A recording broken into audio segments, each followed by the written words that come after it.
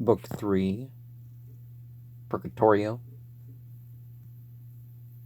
of Aleister Crowley's The Diary of a Drug Fiend, has Out of Harm's Way as its fourth chapter.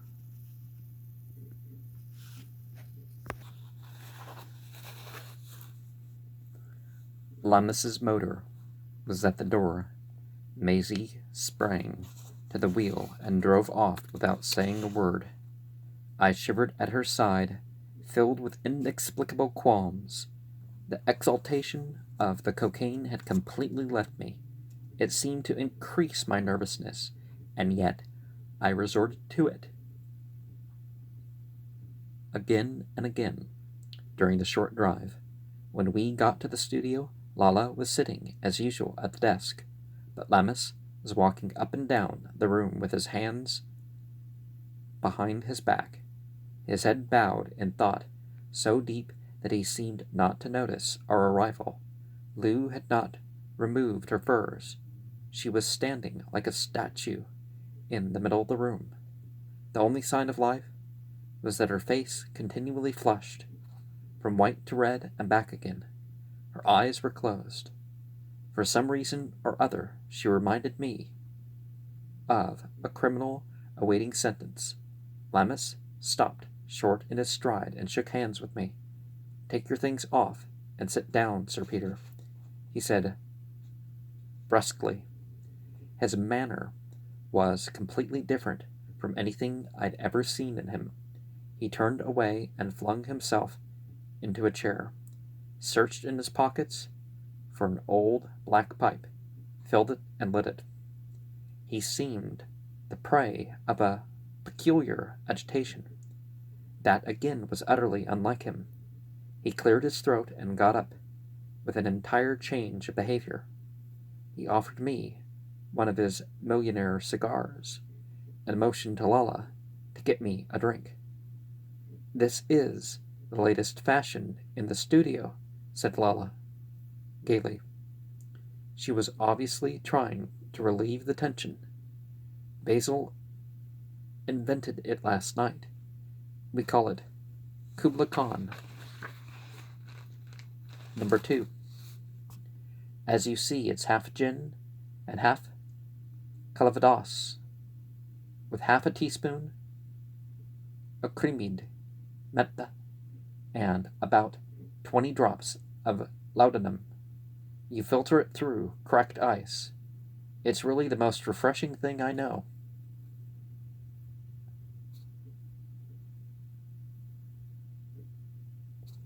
Laudanum is opium in hard liquor. I accepted the luxuries automatically, but I couldn't help fidgeting. I wanted to get down to business. I could feel that something urgent was on hand. I didn't like the way Lou was acting. She stayed so absolutely still.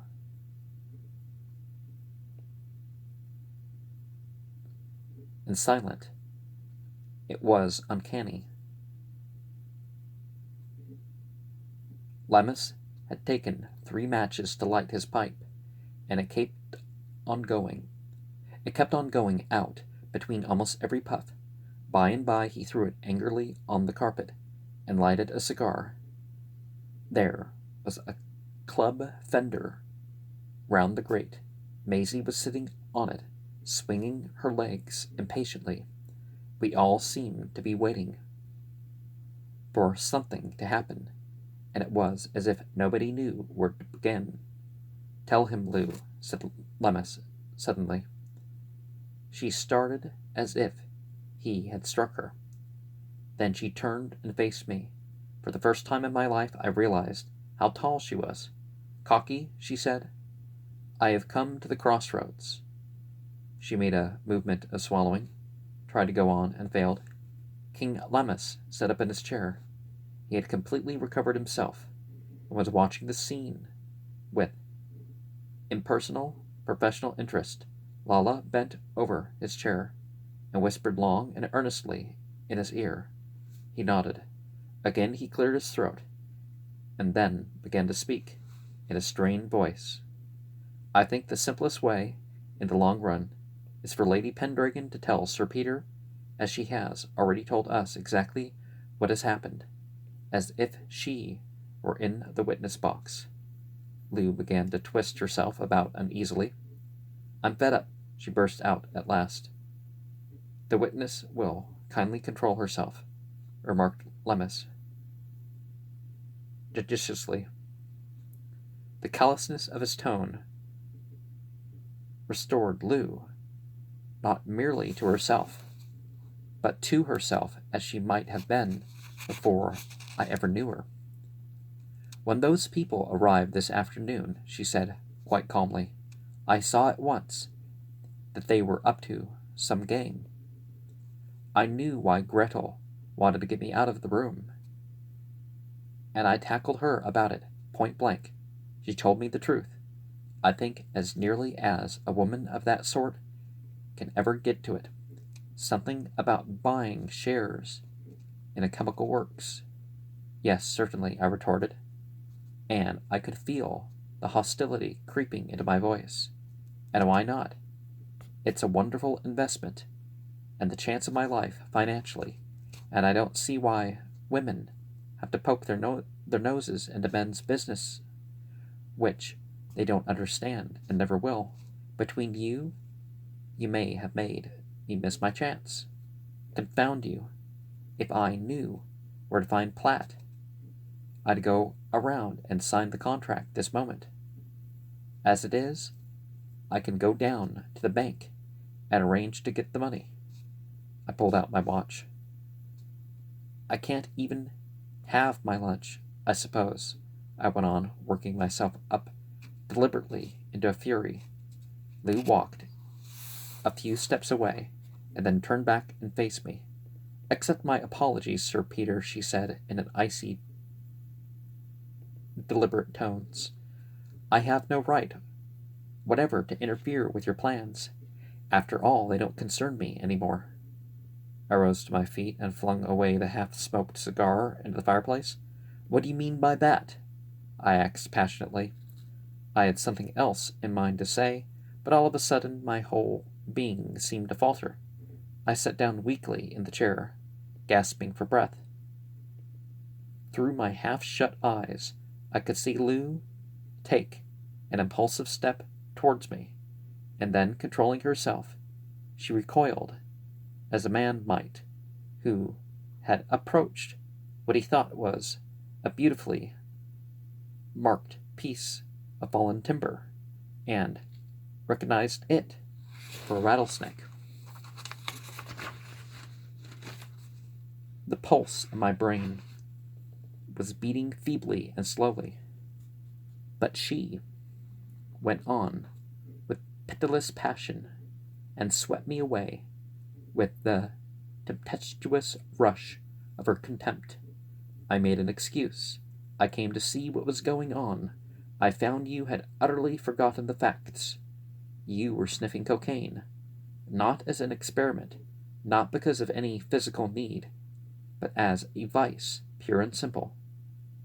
You were already insane with it. I might have stood that, for I loved you, but that you should plan to become the partner of that murderous villain, with his hypocritical piety, that was another matter. That was a matter of honor. I don't know how long I stood there. I lived a lifetime in a second, and I made up my mind once and for all to be done with such dirt. By the way, dirt also later became a phrase that was used to refer to heroin with, but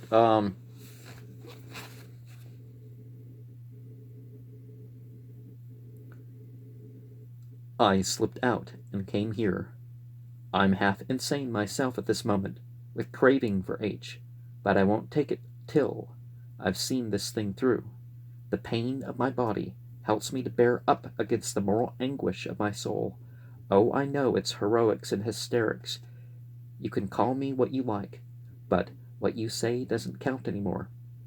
But I want to live, and I have asked Basil to take me away, as once he promised to do, long before I met you. He has promised to cure me, and I hold him to that. He has promised to take me away, and I hold him to that. You can get a divorce. You'd better, for I never want to look upon your face again. The other 3 people in the room did not exist for me. I had to brace myself to meet Lou's attack. There was absolute silence except for the sound of my sniffing. I became my own master again, and broke out into a fit of yelling laughter. "So that's the game, is it?" I answered at last. "You are selling me out to buy a 3rd share in that cad?" I stopped to try to think of some viler insults, but my brain refused to work. It merely prompted me to abuse of the type usually associated with Borghese. I spluttered out a torrent of foul language, but I felt even at the time that I was not doing myself justice.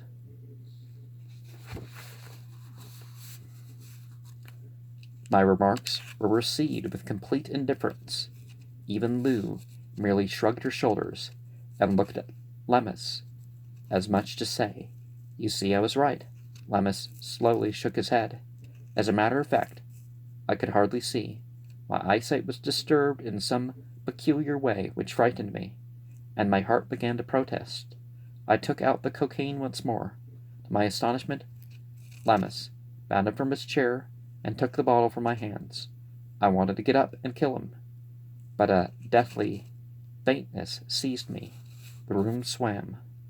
Lemmus returned to his chair, and once again silence fell on the studio. Laudanum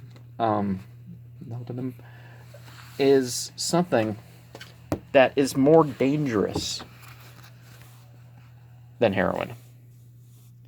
I mean, heroin proper. And so they obviously were trying to ease the situation, but